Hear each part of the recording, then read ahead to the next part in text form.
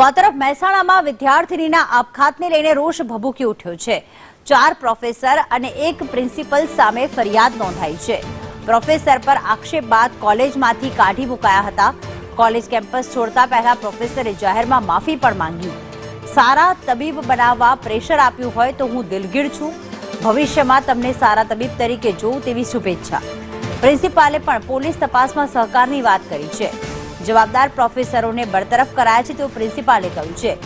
મહેસાણામાં એક વિદ્યાર્થીનીએ આપઘાત કરી લીધો છે અને હોમિયોપેથીમાં અભ્યાસ કરતી આ વિદ્યાર્થીના આત્મહત્યાના કારણે પોલીસ તપાસનો દौर શરૂ થયો છે।